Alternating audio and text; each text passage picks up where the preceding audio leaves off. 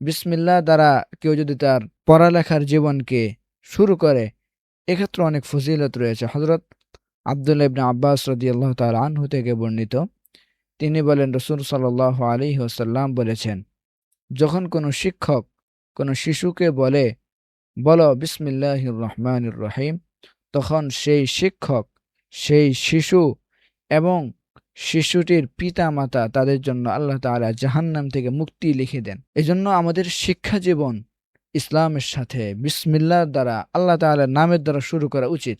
হযরত আলী ইবনে আবি তালিব রাদিয়াল্লাহু তাআলা আনহু থেকে বর্ণিত, নবী করিম সাল্লাল্লাহু আলাইহি ওয়াসাল্লাম বলেছেন, তোমরা যখন কোনো বিপদে বা কঠিন পরিস্থিতির মধ্যে পড়ে যাবে, তখন বলো বিসমিল্লাহির রহমানির রহিম, লা হাওলা ওয়ালা কুওয়াতা ইল্লা বিল্লাহিল আলিয়্যিল আযীম। নিশ্চয়ই এর মাধ্যমে আল্লাহ তাআলা বিভিন্ন ধরনের বিপদ আপদ থেকে তাকে মুক্তি দিবেন এবং এগুলো তার থেকে দূর করে দিবেন। হযরত আতা রাহমাতুল্লাহি আলাইহিম তিনি বলেন যে, রাতের বেলা যখন তোমরা গাধার ডাক শোনো, তখন বিসমিল্লাহির রহমানির রহিম, আউযু বিল্লাহি মিনাশ শাইতানির রাজিম বলবা। কারণ অধিকাংশ সময় রাতের বেলা গাধা বা কুকুর, এগুলো কোনো জিন্নাত বা শয়তান অথবা কোনো অদৃশ্য শক্তির উপস্থিতির কারণে তারা রাতে এরকম ডেকে থাকে। এজন্য ওই মুহূর্তে আমাদের উচিত যে আল্লাহ তাআলার কাছে আশ্রয় নেয়া, আল্লাহ তাআলার নাম নেয়া। তাহলে আল্লাহ তাআলা আমাদেরকে এগুলোর খারাপি থেকে আমাদেরকে হেফাজত করবেন ইনশাআল্লাহ। হযরত সফওয়ান ইবনে সুলাইম রাদিয়াল্লাহু তাআলা আনহু বলেন, এই যে মানুষ যখন রাতে বা দিনে গোসল করার পরে বা তাদের দৈনন্দিন কাপড়কে তারা লেড়ে দেয়, আর ওই কাপড়টা যখন রাতে থাকে তখন, বা মানুষের বিভিন্ন আসবাবপত্র জিনিসপত্র যদি কেউ এমনি খোলামেলা রেখে দেয়, তাহলে সেগুলো জিনেরা ব্যবহার করে। তাই তোমাদেরকেও যদি যখন কোনো জিনিস নেড়ে দিবে বা রেখে দিবে, তখন সে যেন বিসমিল্লাহির রহমানির রহিম বলে।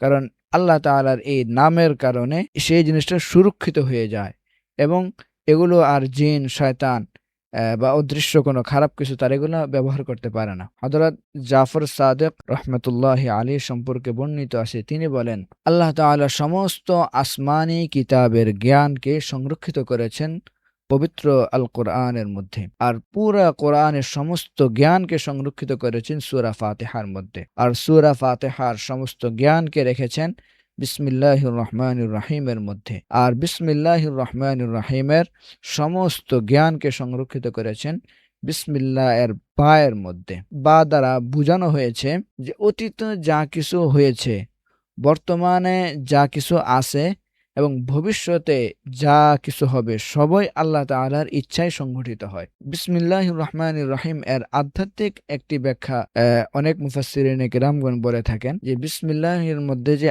আল্লাহ, এই আল্লাহ এর মাধ্যমে আল্লাহর ইলাহিয়ত বা ঈশ্বরত্ব, এর দ্বারা আল্লাহ তাআলাকে আরেফ বা জ্ঞানী ব্যক্তিরা আল্লাহ তাআলার পরিচয়কে তারা চিনতে পারে। এবং এই বিসমিল্লাহর দ্বারা, বিসমিল্লাহর মধ্যে যে দয়ার কথা বলা হয়েছে, এই তার দয়া, আল্লাহ তাআলার দয়া ও অনুগ্রহের দ্বারা জ্ঞানীরা রিজিক লাভ করে। এবং এই বিসমিল্লাহের মধ্যে যে রহমান বা রহিমের কথা বলা হয়েছে, এই রহমতের দ্বারা গুনাহগাররা তারা তাদের গুনাহ থেকে, জাহান্নাম থেকে তারা মুক্তি পায়। আর বিসমিল্লাহির রহমানির রহিম এর অভ্যন্তরীণ বা আরেকটি আধ্যাত্মিক একটি অর্থ এমনও হতে পারে যে, বিসমিল্লাহের মধ্যে যে আল্লাহ, এই নামের মাধ্যমে আল্লাহ তাআলার ওলিদের অন্তর এমন সবকিছু থেকে নিরাপদ থাকে যা আল্লাহ তাআলার সন্তুষ্টির বাহিরে। আর রহমান, এর দ্বারা আল্লাহ তাআলার বান্দারা তার ইবাদত ও সেবায় সম্পূর্ণভাবে নিবেদিত হয়। আর রহিম, এর দ্বারা আল্লাহ তাআলার নির্বাচিত বান্দাদের আত্মা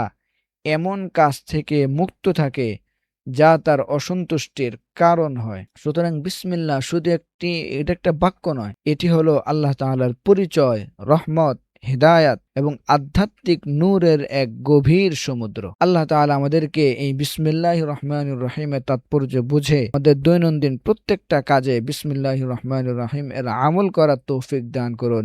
আমিন। আসসালামু আলাইকুম ওয়া রাহমাতুল্লাহি ওয়া বারাকাতুহু।